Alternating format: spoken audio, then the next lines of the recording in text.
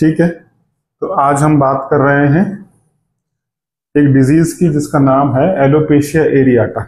Alopecia एरियाटा में क्या होता है, हमारे शरीर के किसी भी हिस्से से अचानक से बाल उड़ जाते हैं। कई बार तो हमको पता ही नहीं चलता कि बाल उड़ गए हैं, कोई और देख के बताता है कि हमारे सिर से या कहीं से भी बाल उड़ गए हैं। अब ये एलोपेशिया एरियाटा होता किसकी वजह से है? कई सारे लोग कहेंगे कि कोई कीड़ा वीड़ा है जो बाल खा गया है। इस तरीके से कुछ नहीं होता कि कोई कीड़ा वीड़ा बाल खा गया, इसमें कोई कीड़ा नहीं होता।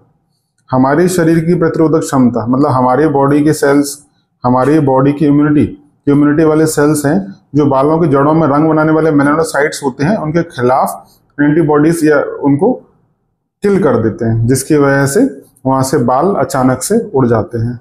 मेल हो, फीमेल हो, बच्चा हो, बड़ा हो, कोई भी, किसी के भी सिर से अचानक से बाल उड़ जाते हैं, जिसको बोलते हैं हम लोग एलोपेशिया एरियाटा। तो ऐसा मान सकते हो आप कि जो भी इम्यूनिटी बढ़ाने वाली चीज हैं वो इसको बढ़ा देती हैं। जैसे हम लोगों ने देखा था कि कोरोना के टाइम पे काफी सारे लोगों ने इम्यूनिटी बढ़ाने वाली चीजों का प्रयोग किया था, जैसे कि नीम, काढ़ा, गिलोही, च्यवनप्राश, नींबू, संतरा, मौसम्मी, आंवला, है ना। ये सब चीजें एक्सेसिवली लोगों ने कंज्यूम की थी, है ना, जिससे इम्यूनिटी बढ़े। तो उस समय पे एलोपेशिया एरियाटा बढ़ गया था। तो जनरली ज़्यादातर उस समय थोड़े ज़्यादा पेशेंट देखने को मिले थे एलोपेशिया एरियाटा के। तो इसमें क्या होता है, कहीं से भी, किसी भी हिस्से से अचानक से बाल उड़ जाते हैं।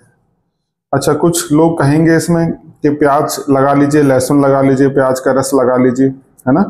तो हाँ, प्याज और लहसुन लगाने से इसमें आराम मिलता है, ये बात ठीक है ना। और आपको प्याज और लहसुन इसके अंदर लगाना भी चाहिए।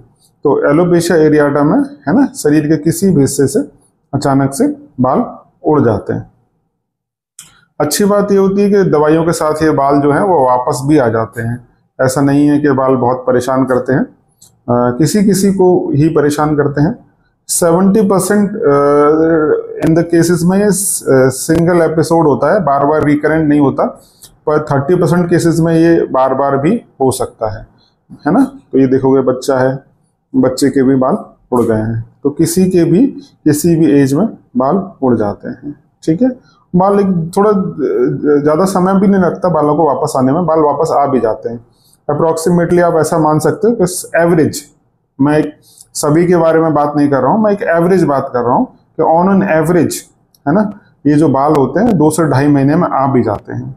कैसे आते हैं ये भी देख लेते हैं, एक बार समझ लेते हैं। जैसे पेशेंट है, 3 जगह से बाल गए हुए हैं, 1 2 3, फिर यहाँ से भी गए हुए हैं 1 2 3 4, फिर यहाँ से भी गए हुए हैं 1 2 3, फिर यहाँ से भी गए हुए हैं, है ना, यहाँ से भी गए हुए हैं। तो दवाई शुरू होती है, दवाई से धीमे धीमे आराम पड़ता है। ये फोटोज हैं करीब करीब 25 जून के, है ना।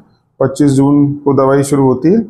फिर देखोगे आप जून से जुलाई, जुलाई से अगस्त, अगस्त में आप देखोगे कि हेयर्स जो हैं वो वापस आ जाते हैं। यहाँ से गए थे वो आ गए हैं, जो यहाँ से गए थे वो भी आ गए हैं, जो यहाँ से गए थे वो भी आ गए हैं। मतलब सिर में से 3 जगह से गए थे वो भी धीमे धीमे वापस आ रहे हैं।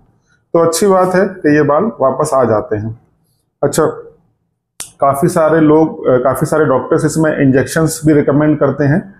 तो हाँ, इसमें इंजेक्शंस फ़ायदा करते हैं और आपको इंजेक्शन लगवा भी लेना चाहिए। फिर काफ़ी सारे लोग बहुत ही कंसर्न रहते हैं कि इंजेक्शन लगवाने से साइड इफ़ेक्ट्स तो नहीं होंगे।